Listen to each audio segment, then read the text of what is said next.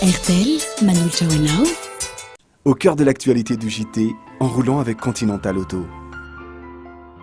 Ni le JT, miaraka amin'ny art de vivre. JK Group vous présente.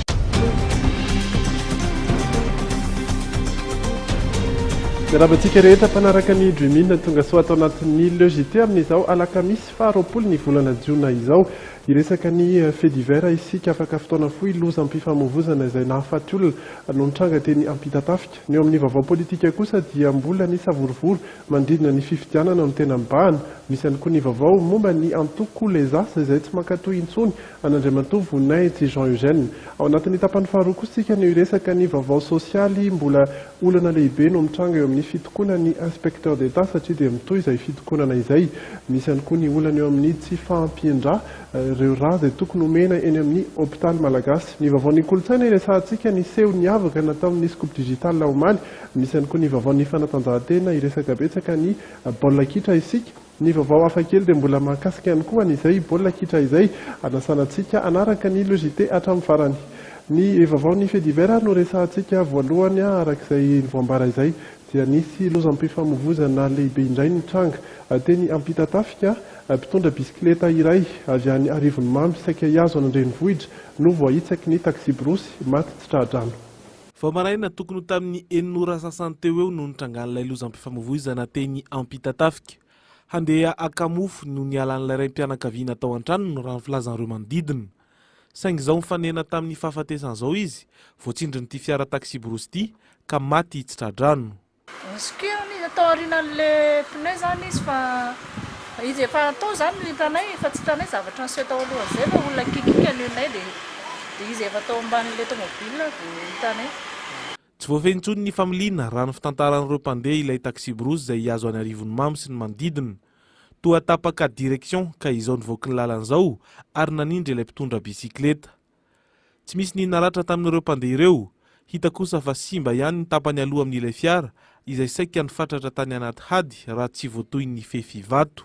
17 taona ilay raim-pianakaviana maty teo no eo, no entina tany amin'ny tranom-patin'ny hôpitaly Ampefiloha avy hatrany izy. Ny mpamiliny fiara no nandray andraikitra ny fikarakarana ny razana ary efa noraisin'ny mpitandro filaminana ny famitorana rehetra.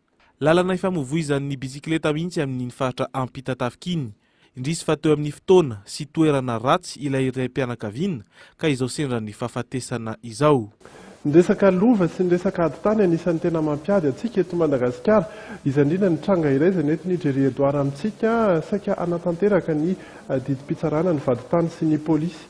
Nisy anefa ny fikasihan-tanana ary saika niteraka savorovory mihitsy. Fototry ny disadisa ny ady tany, ady lova sy ny sisa. Fikasana anatanteraka didy fandrodanana tranon'olona teny Sonerana ny alarobia no ny andohan'ilay disadisa. Nanontany zavan-tranga ilay miaramila izay tsy iza fa zaodan'ilay manana olana kanefa dia fikasihan-tanana no setrin'izany. Nanao présentation tamin'ilay polisy zany ilay miaramila hoe zahako miaramila ny RTS sergent chef ohatr'izao dia zahako mifatoran'ilay polisy senina dia nanontany ilay vadiko hoe fa ahoana ny vadiko mifatorana senina dia tonga dia mifelahan'ilay polisy ilay vadiko niaraka tamin'ilay lycée io polisy io. Dia izay gaga hoe afaka manao an'izany ve ny polisy sa hiaro ny seny andanany. Nanao besandro be tamin'ny fampiarana didy ny vaditany sy ireo niaraka taminy. Misy tokoa ny lalàna izay manome fahefana feno ny vaditany anatanteraka ny asany tsy azo sembanina saingy ny fahitan'ireo polisy ny bata entana no nagaga ireo manodidina. Saika nivadika zavatra hafa mihitsy ny raharaha rehefa niantso ny naman'ilay miaramila Serza miasa ao amin'ny RTS. Sofany lama ihany ny raharaha. Tarainany amin'ny afitsoky ny fianakaviana ihany reto olona reto. Ady lova mantsy no niatombon'ity raharaha ity, manambara ireo olona fa manao bodingeriny amin'ny fakana fanana ny avan'izy ireo. Ity ady tany eto Madagasikara ity moa zany dia miratsy isan'andro isan'andro e. Raha tsy teny ankoatran'ilay fifampikasihan-tanana nisy teo amin'ny miaramila sy ny polisy teny Sonerana. Dia teo ihany koa zany zahay dia miteny fohy fa mandany vola aman-karena ary lasa tena olana ho an'ny mpiarabelona ty ady tany ity. Ny lesona lehibe ho ampitainay dia aoka mba heritreritra isika tokony raiky mpanjakana hijery manokana ny resaka ady tany ity ho an'ny vahoaka moa dia mieritreritra izay tokony hitazona trano ny atao hoe rarina sinitsy ny eo amin'ity ady tany ity satria tena lasa tantara ho an'ny firenena malagasy ny ady tany. Tahaka ity eto Analamahitsy ity izao dia efa hatramin'ny taona 5 amby 4 arivo no nifampitady teny amin'ny tribunal ireo olona mifanolana. manambara amin'ny fianakaviana fa azy ary nampindramina tanona olona ity tany ity saingy hita teo aoriana dia nisy nivarotra ary teo voagaga hoe fifanarahana avy taiza no anatonga izany. Efa nanzarary ny teny amin'ny fitsarana izy ireo saingy voatery ho averina indray izany noho ny fangatahana fandravana didy izay nataon'ireo olona. Satria tompoko mbola mampiakatra ny adversaire, tsy manaiky n'ilay didy voalohany mivoaka izy sady tsy manaiky ny ary efa vita efa exécuté dia mbola mampiakatra adinay. Dia izay tompoko ny tena angatahana amin'ny fahendren'ny fitsarana hoe tokony mba hojerena akaiky ny aditany satria misy ny sahinana mivezivezy nefa manandrarina dia mila ny fahendrenareo mpitsara izany. Vola efa antapitrisany no efa lany tamin'ny fikarakarana ny fananany tena hoy hatrany Ray Ramatoa. Olana maro no ateraky ny aditany sy ny adilova, tsy fifankazahoana, fanaovana etraketraka tsotra izao, maro ireo antony mahatonga izany. Ny hany fahendrena dia manamarina ny tany sy ny fananana any amin'ireo sampana miandraikitra izany mba tsy ho voatampoka rehefa tranga toy ireo. Basy ny polisy no ampiasain'ny akamaroan'ny Jola eto amintsika, mbola porofin'izay ny zavantranga ho tateriny Jerry Edouard amintsika ihany. Mitovy fanadihadiana ny Jean René na i Dady sy Benasolo na i Razandary. Lehiben'ireo Jola voasambotra tamin'ny herinandro teo tamin'ny raharaha fanafiana amin'ny tampiadiana, von'olona, fanolanana saiky manerana ny renivohitra tato ato izy ireo.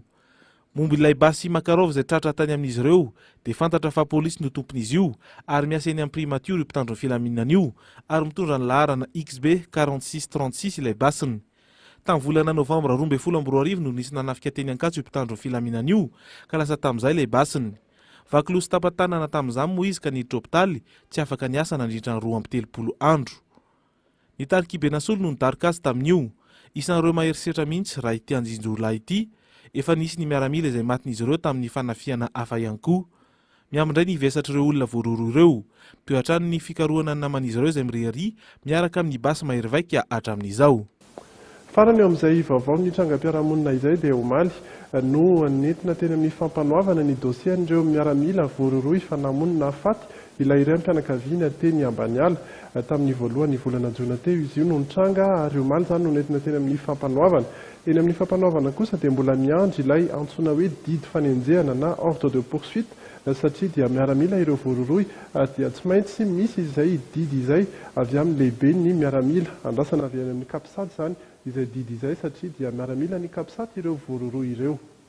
Izay ny amin'ny vaovaon'ny trangam-piarahamonina ivadika amin'ny resaka politika isika anisan'ny nafana ihany koa teo amin'izay resaka politika izay ny zava-mitranga ao anatin'ny antoko lezasa nanambara ireo mpikambana avy ao anatin'ity antoko ity fa tsy filoha intsony Andriamatoa Voninahitsy Jean Eugène noho ny tsy fanarahana ny lalàna sy ny fepetrany antoko maromaro.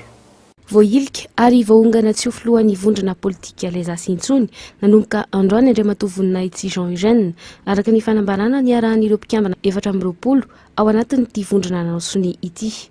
Fanamelohana maromaro no nentiny ireto mpikambana ireto anafoanana tanteraka n'Andriamatoa Voninahitsy Jean Eugène ao anatin'ny listry ny lezasa. Voalaza tao anatin'izany ary fa vondrona na plateforme ny lezasa fa tsy antoko politika akory. Noho izany tsy azon'Andriamatoa Voninahitsy entina milatsaka ho filoham-pirenena ny anarana lezasa. Ankoatr'izay melohiny ireto mpikambana ireto noho ny fiantsiny ady amin'ireo kandida hafa amin'ny anaran'ny vondrona lezasa Andriamatoa Voninahitsy Jean Eugène. Tokana ary tsy azo zaraina ny lezasa na groupement politique et association. Tsy isan'ny antoko mikambana ao amin'ny lezasa intsony ny RPSD vaovao tarihy ny voninahitsy manomboka ity vaninandro androany ity. Sady tsy mpikambana no sy mpitarika ny lezasa intsony Andriamatoa Voninahitra Jean Eugène manomboka ny vaninandro anio alakamisy 20 ny volana Jona 2024. Melohinay amin'ny herinay rehetra ny teny miantsy ady tsy mitondra fitoniana nataon'Andriamatoa Voninahitry amin'ny anaran'ny lezasa mandrahona ny kandida sasantsasany. Hatreto aloha marihana fa kandida mitovy zo eo anatrehan'ny lalàna navoakan'ny CES eto amin'ny firenena izay manan-kery na i Voninahitsy na ireo kandida hafa. manomboka eto izany ifandimbiasan'ireo mpitarika sy hivondrona sy fikambanana politika mpikambana ny toerany filohan'ny lesas na ilay antsoina hoe présidence tournante. Ny fitsipika anaty vaovao hoy izy ireo no hamaritra ny fandaminana hitantanana ny lesas. Nanambara izy ireo fa alefa eny anivon'ny androm-panjakany tetezamita voafaritry ny tondrosotra ity fenkevitra ity ka isan'izany ny CES na ny fitsarana manokana momba ny fifitianana. Anisany mbola miteraka resabe ihany koa eo amin'izay resaka politika izay ny datin'ny 24 ny volana jolay fanatanterahana ny fifidianana sy ny mety ho fanemorana izay daty izay ho an'ny antoko avitra ho an'ny firenena dia tsy manaiky hatramin'ny farany ny fanemorana izay daty izay izy ireo nisy ny etsika nataony ary nanentanany ireo vahoaka ihany koa androany. Etsika fanoherana ny fanemorana ny fifidianana no atao ary ao anatin'ny fanajana ny lalàna tanteraka no anaovana izany hoy ny avitra ho an'ny firenena. Tsy niandrely izy ireo araka ny efa nolazainy ombienimbeny fa avy hatrany dia nanao diabe niakatra teny anivon'ny foiben'ny toeran'ny senita izy ireo nitarika olona io maraina io tao aorian'ny fivoriana ny arahana tamin'ireo nantsona rehetra tao Besarety. Olana hatrany fotony no sedrain'ny firenena ary efa hatrany amin'ny repoblika voalohany izany hoy hatrany ity vondrona ity. Rafitra maty no misy eto ka tokony ovaina izany miaraka amin'ny dinam-piarahamonina matotra. Tsy tanteraka nefa izany raha tsy atao ny fifitianana. Izany indrindra dia manao antsoava amin'ny senita sy ny fianakaviam-be iraisam-pirenena izy ireo hijerena ny fomba rehetra hanatotosana ny fifitianana ho amin'ny 24 jolay ihany. Eo amin'izay fanehoan-kevitra izay ihany momba ny raharaha eto amintsika ho an'ny antoko tamamindray kosa dia tsy tokony ho arahana intsony ilay tondrozotra fa ny fehi-kevitra izay notapahany FFKM farany teo no tokony ho arahana manomboka izao satria dia efa tsy mety amin'ny toetra raha eto amintsika intsony ny tondrozotra raha ny hevitra izy ireo. Tsy misy ilana azy intsony ny tondrozotra ary tsy marakery intsony izany fa mitondra adala politika hoy avy amin'ny antoko tamami na ny tanora malagasy mijoro. Mitodika any amin'ny filohan'ny tetezamita ny fangatahan'izy ireo ny amin'ny tokony andravana ny rafitra rehetra toy ny CT sy ny CST. Ireto farany izay mbola ahitana savorivory sy tsy fitovy mijery hatramin'izao.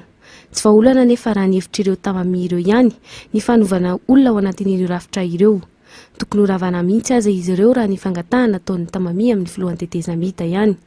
Io no vahaolana voalohany arosony ity antoko ity amahana ny olan'ireo sampanao politika. Ny fanohizana ny dinika efa natomboky ny FFKM kosa no vahaolana faharoa hoy izy ireo ary indrindra ny anarahana ny fehi-kevitra tapak'ireo ray aman-dreny am-panahy ireo sy ireo mpizaika teny Ivato.